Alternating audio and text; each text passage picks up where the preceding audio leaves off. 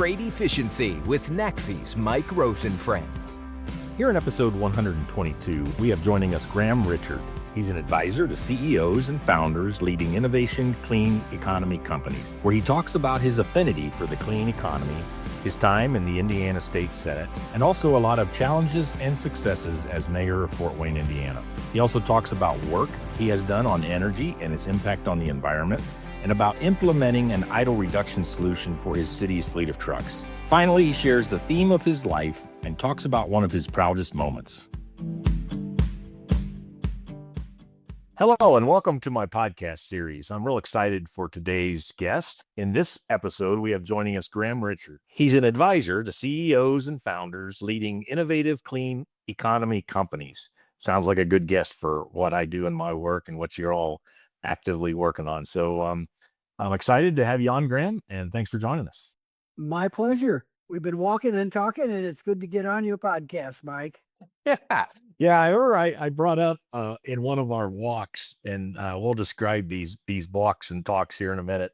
Basically, you're all joining Graham and I on a walk through downtown Fort Wayne today. That's where we tend to have these conversations, and we just enjoyed them so much. I asked, why don't you join my podcast? And so a bunch of other people can listen into what we're talking about. And you were kind of like, well, I don't know, I don't do much in trucking, but as that title of yours, a lot of NACFE's, what we're doing is sort of, definitely in this innovative clean economy space. So before we get too far into it, Graham, tell us a little bit about your career and, how you got, this affinity for the clean economy. Well, thank you. It's been a journey that I've enjoyed. In 1974, after starting my own company in 1972, I was elected to the Indiana State Senate at age 26, and you have to, by the Constitution, be 25. So I was My. youngest state senator at that time. And that gave me an opportunity to work in a public policy arena at a young age. And there are many issues that I cared deeply about, education being one of those. But also, at that time, clean energy and the environment had more of an environmental focus than a business focus. We were just coming out of an oil embargo, right? And while you're telling us about your work, I mean, set the stage for what the environment, no pun intended, was like for somebody trying to talk and do this work back in the 1970s. Well, the first Earth Day and the Environmental Protection Agency, the EPA, started by a Republican administration, was top of mind. The Clean Water Act, the Clean Air Act. Yeah. Ultimately, the Public Utility Regulatory Policy Act, which was passed at the end of the Carter administration, led me, after running for statewide office, to get involved in low-head hydro and cogeneration. And in both cases, I partnered with others, an investor from the East Coast in low-head hydro, and then a former executive of Cummins Engine Company. We started a cogeneration company and worked on combined heat and power. So energy and its impact on the environment is an intersection of work that I've had both in the public and the private sector. And then moving forward, I participated with the former CEO of North American Van Lines in creating a company, Ruffalo Richard. God rest his soul. Joe Ruffalo was a wonderful kind of leader in our community, knew a lot about finance. And so we created a number of initiatives. One of those initiatives continued to be on how we could help companies that were in restructuring, Mike. Uniroyal Goodrich, for example. I think you and I first met just before I was elected mayor in 1999, but we got involved more as you were working at Navistar, International Harvester, particularly the design center there. And we were, of course, working to make sure that we built and retained jobs. And of course, many companies, including ultimately International Harvester, were repositioning their assets because of global competition. And some of them stayed in Fort Wayne and some of them left. One of the companies that I worked with prior to being elected mayor in 1999 was General Electric. General Electric at one point had as many as 25,000 workers here, starting back in the early 1900s, 1916, 17. Magnet wire industry was invented in Fort Wayne, and there were 4 major companies that over the course of 60 years developed here, and we worked hard during the period of time before I was mayor and as mayor to help those companies be productive, grow, and prosper. Grandma, just to interrupt you there. First of all, for 120 podcast episodes, I've forced my guest and I to recall exactly when we became friends, and you nailed it. I was at Navistar International Harvester for 15 years in Fort Wayne, and around those late 90s, I was asked to think really hard and seriously about where the company should be doing its intellectual property and design and engineering and so forth. And so we met under those odd circumstances, I guess, of whether or not the company was going to stay in Fort Wayne. You brought up GE. I remember some stories back then of where between GE and International, those two companies employed like 35,000 people in a town of maybe 250,000. And it was back then, it was a situation where the city was truly beholden to kind of to 2 major companies. And that was when we met. Yeah. Yeah, right. And of course, it was a troubling time because, as you know, there were 10,000 International Harvester factory workers Yep. who were moved, most of that work to Springfield, Ohio. And that happened about 1982. And then you had the gradual decline of the magnet wire industry and eventually then GE moving out. So I was kind of shaped by how do we use innovation, technology, and collaborative community engagement to retain and gain jobs in a Rust Belt city. And so in the late 90s, what made you decide to do that as mayor rather than as a businessman, Graham? Well, let me mention one other aspect of this, which is part of my both business, and I've spent a lot more time in business than I have in government, only 4 years in the state Senate and 8 years as mayor. But in that period of time, Mike, I was asked by some folks at General Electric, because they still had some of their motors division there. They had other assets, but they had dwindled in impact and headcount significantly. So one of the things they were working on was how could you get the suppliers to the assembly operations left at General Electric involved in the early stages of the quality movement. So we formed a network called the Total Quality Management Network. We got suppliers and eventually over 40 companies to join that network.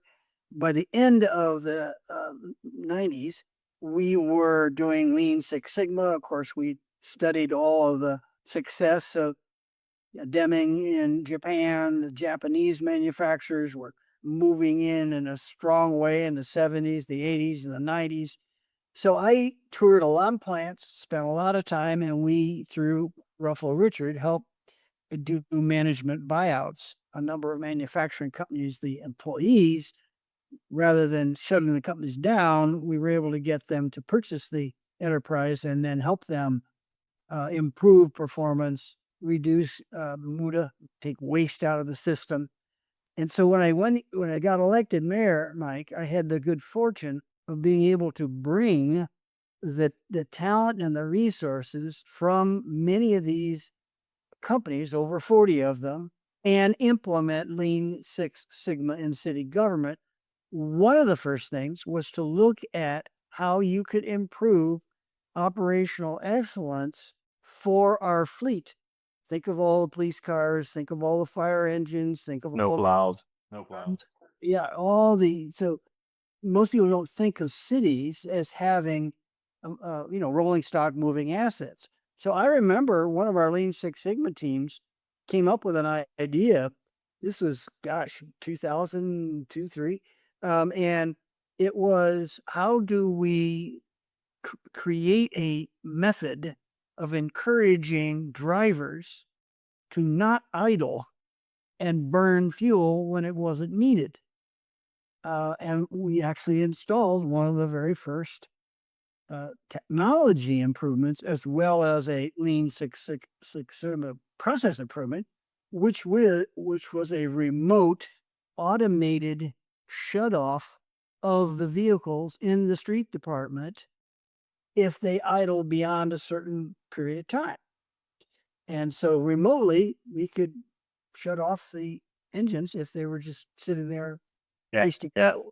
So early on, I had an interest both in the technology of hydro, the technology of cogeneration, and then increasingly got involved in the city in how do we reduce our costs related to our energy spend, which was in many cases an unrecognized cost, Mike, because you would have different divisions or departments all treating in their own silo their energy costs rather than looking across the city. So you had in police and fire and your public works area, you had a lot of transportation cost. And then Right. operation of your city utilities. I remember one of our Lean Six Sigma projects. The team came in from, as you know, for your listeners, the city of Fort Wayne is one of the largest municipal water, sewer, wastewater, three utilities that are all under city utilities, not electric power. That asset was leased to Indiana and Michigan, AEP, many years ago. But within those water utilities, you have an energy cost in operating, moving water, cleaning water, processing water. That's a big electric power cost. So we focused on a couple of areas right away with a Lean Six Sigma project where we were told by the EPA and IDEM that we had to buy a new, more than $1 million centrifuge, a method of processing wastewater. Said, well, let's not buy that. Let's do a project and let's do the DMAG process. Let's go in there and figure out with design, measure, analyze, improve, control.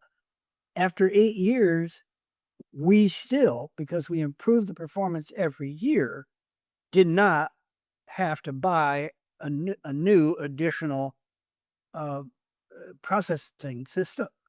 And so this idea of saving energy, reducing energy costs, which is now so much more impactful because the technology is improved.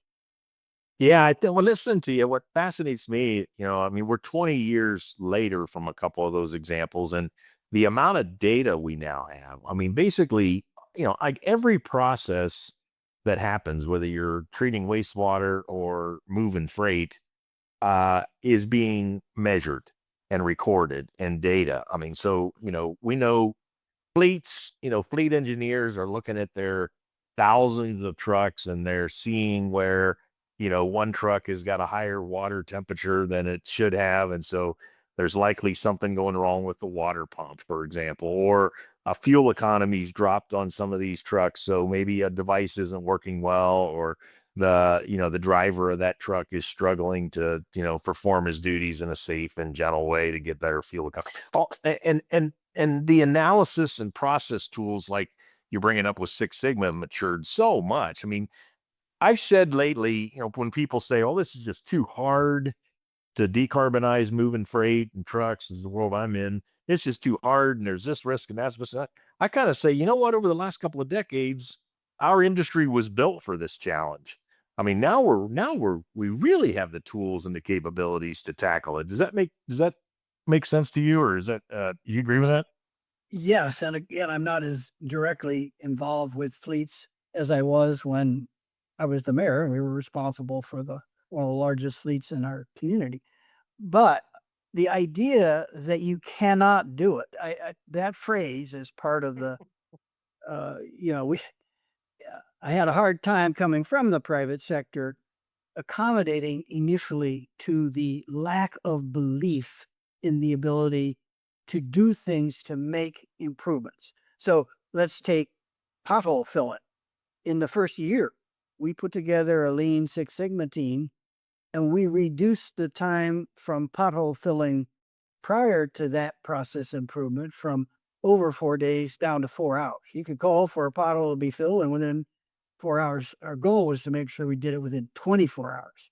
And so when you ask me what kind of has been a theme of my life, theme of my life has been when there is a tough problem, you bring together folks from the public and the private sector and you get a result that shocks everybody because you set a stretch goal. Let me give you a specific example, Mike, and that is safety. When I became mayor, we found out that the city of Fort Wayne had been in violation of OSHA and different state requirements and federal requirements. And so I was asking the question that many leaders in private sector asked, how many days lost do we have due to accident or injury on the job? That's a metric that O'Neill at, Alcoa, many leaders found to be critical. So when you start asking that question, we found we had no data. So we basically created a team with individuals from throughout the community. We had somebody from Parkview. We had somebody from Fruhoff and Dana. We had people where there were fleet operations like the Fort Wayne Community Schools. And we brought those folks together, used the DMAIC process. And because we were self-insured, within a couple of years, the self-insurance actuary came to us and said, Mayor, you have too much money in your reserve. You now have the best safety record of any of my clients across the country. And you reserve more money than you're going to need on your self-insurance risk pool. So Those are nice. Those are nice calls to get. yeah, so Mike, it's part of a belief that we can do this better if we're willing to work as a team. We're willing to use the technology, the training, these new tools. So to answer your question, I think the entire heavy freight, your mid-range, your last mile delivery, we've got so much great opportunity going for us. And your leadership and the RMI team that you've been working with for years, we now also have innovative finance that can come to play. And that's another theme of the work that I've done throughout my career, is to focus back from my days when I was a member of the Indiana Senate Finance Committee. Follow that money, figure out what we got. With the city of Fort Wayne, you're fortunate to be living right there at the Harrison Square, the Parkview Field ballpark. You can look out from where you live. And that got started because we understood capital stacking. How do you bring together public, private, and build a mixed use project, which is one of the proudest moments of my life was when we got that funding, because that's now generated that project, which got built just after I left office, but we got the financing in place. Now there's $1.2 billion of investment in downtown that you and I walk and enjoy: trails, greenways, new office bank buildings. Under the banner of, getting difficult stuff done that, maybe a lot of people say couldn't be done or shouldn't be done. Let's talk about that ballpark for a minute. So we both enjoy living downtown Fort Wayne.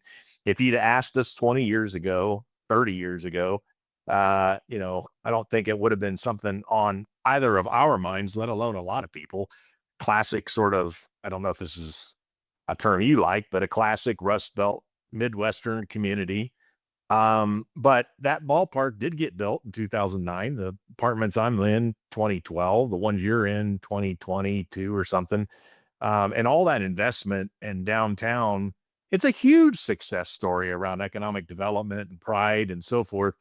But I mean, it take just a couple of minutes. Like what was the situation and kind of how did you see that being a solution? And then maybe when it comes to applying those learnings to some of the work that the audience here listening to us are doing that seem to be really insurmountable with not a lot of support, how do you know it's the right thing to do and how do you get it done? Well, back all in my adult life, we saw job loss from particularly the urban core. There were over 50,000 jobs lost out of a city at that time of about 220,000 over 5 decades from the urban core of our community. And communities just die if there's not revitalization. And so the first thing you've got to do is get people to believe that there are ways to turn that tide and make it a positive outcome, a positive story. So when the ball team in Fort Wayne, which had been playing in a smaller stadium out near our Coliseum, was being sold, I asked the previous owner, give me a chance to meet with the new owners because we have done research that shows that, these minor league ball teams can anchor if they are developed not just as a ballpark, but your vision is, as we had there, to revitalize downtown by putting in another hotel, which was critical for getting more people to come to our convention center, putting in housing where you now live, putting in retail, restaurants, make it an anchor so that the ballpark is in fact a park. It's a community asset where thousands of people come to enjoy the games. But now they come down.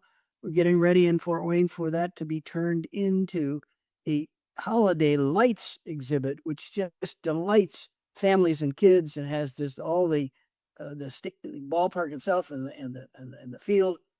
You're Here's gonna a number that might be interesting for people. There are over 400 non-baseball events at that stadium every year. exactly. And the event last year of that holiday lighting, they thought, well, we'll be lucky to get maybe 100,000. I think we had over 300,000 people come visit. So what's happening? People are coming to the downtown, and then others get excited, and that leads to now, most recently, the revitalization of the Electric Works campus, which is a magnificent, it's within an easy walk of the ballpark. And that's another enhancement for downtown. So Graham, you mentioned earlier the financing stacking and how important that was, but how did you? I mean, I remember those days. I mean, 9 out of 10 people in Fort Wayne thought the ballpark was a stupid idea. I don't know if my data, some surveys and stuff would support it, but that was my feeling going through it. Did you, did you and the team that was trying to make it happen, did you just end up not caring about public opinion?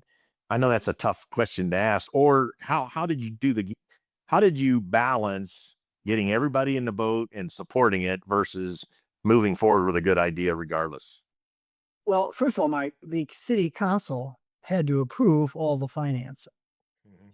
So you have to engage the community because the community ultimately influences, and it substantially did. I mean, we had a team of business leaders and community leaders who, when this started, our polling showed that only 30% of the folks approved of moving the ballpark from its location to downtown and to use public money to help incentivize the public private partnership.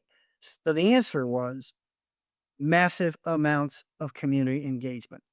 We had probably over 100 meetings in church basements, neighborhood associations, to make sure people understood that this was an investment that would generate additional investment and solve multiple community problems at the same time. So the capital stack was complicated, but in the end, we had 4 different methods of financing that we brought to that project, including Hardball Capital, the private company that owned the ball team. Flash forward to today, I think you'd find it very difficult. Opinion polls now show high levels of approval of that. That's got to feel good for you, and so forth. I do think it's a huge win, and it's just fantastic to be able to sit on my deck and look out over electric works, as you brought up, and a lot of other investment going on. Wonderful restaurants, fantastic festivals. We didn't even bring up that there are 3 rivers that meet in Fort Wayne. The rivers are now being used, and really amazing. So I knew this would be very good podcast recording, because a lot of this audience is actually struggling a little, Graham, in all of our projects around. Just feels like so many are against doing some of this work, whether it's electric trucks or efficiency things and so forth. And you've helped us in this conversation. I think has helped us really get energized and know that we just got to keep our nose to the grindstone and make it work. So thanks for joining me. Any last thoughts? Your vision and the work you're doing, Mike, is powerful. And right now, technology, momentum for improvement, for reducing costs and improving performance, I think all of those give you some tailwinds. And I really hope that the momentum in your leadership will continue. Congratulations. Thank you very much. Thanks for your time, Graham. This has been very good. Take care, Mike. Freight Efficiency with NACFE's Mike Roth and Friends.